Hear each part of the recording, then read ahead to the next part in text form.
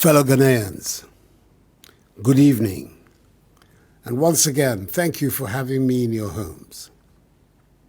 Tomorrow, from 7 a.m. to 5 p.m., we go to the polls to elect a president and 275 members of parliament, whom we shall entrust with managing our affairs for the next 4 years. This will be the 8th time we shall be going through this important activity in the Fourth Republic. And we can safely say that each one has been an improvement on the previous one.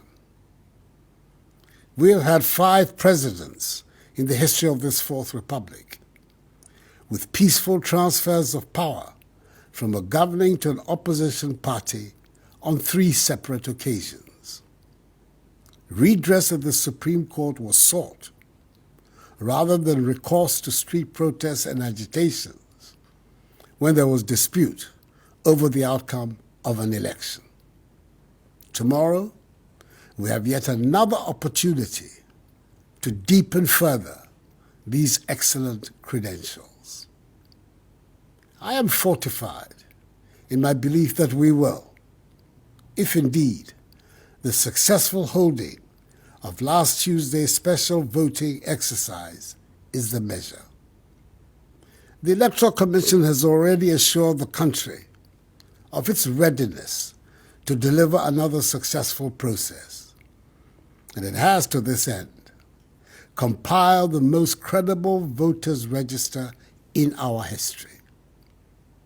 So it is in our collective interest to help ensure that tomorrow passes off in an orderly, peaceful, and transparent manner.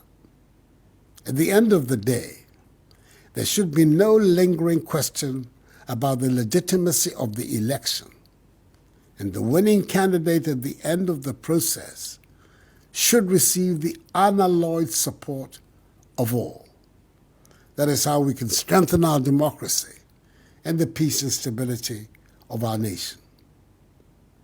Particularly in the wake of the pandemic, let us all adhere strictly to the COVID-19 protocols put in place at all the 38,622 polling stations, so we can cast our ballots in safety.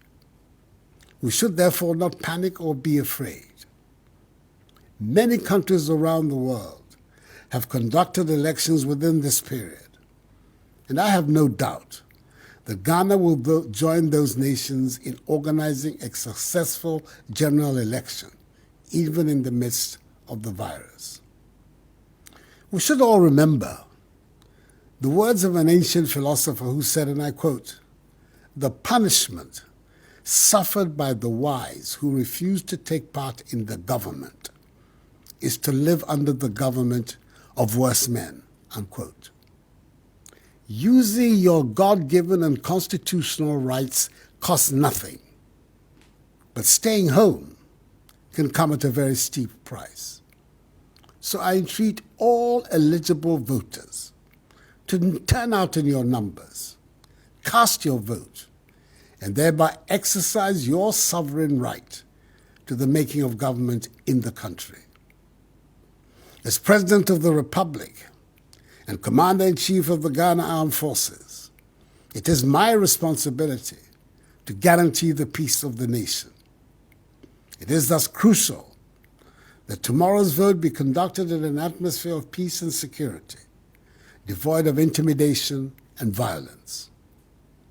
The Ghanaian people are entitled to go about the exercise of their civic duties in peace and in freedom. The security services have assured me that they have made adequate preparations to protect the sanctity of the process. They have assured me of their determination to carry out their duties without fear or favor. Improper behavior by any citizen, no matter their political color, will not be tolerated. And I'm encouraged by the assurance by the Inspector General of Police, as well as by the heads of the other security services, that they will be even-handed in their response to issues. That is the only way the rule of law can be upheld. In view of the happenings on the continent, and indeed in West Africa, the entire world is looking up to us to maintain our status as a beacon of democracy, peace, and stability on the African continent. In this Fourth Republic, we've had the longest uninterrupted period of stable constitutional governance in our history, banishing the specter of instability that disfigured the early years of our nation's existence. And the benefits are showing. Together, let us continue to lay the platform for the evolution of a new Ghanaian civilization, which will give true meaning to the foundational values of freedom and justice on which our nation was conceived by its far-sighted visionary founders.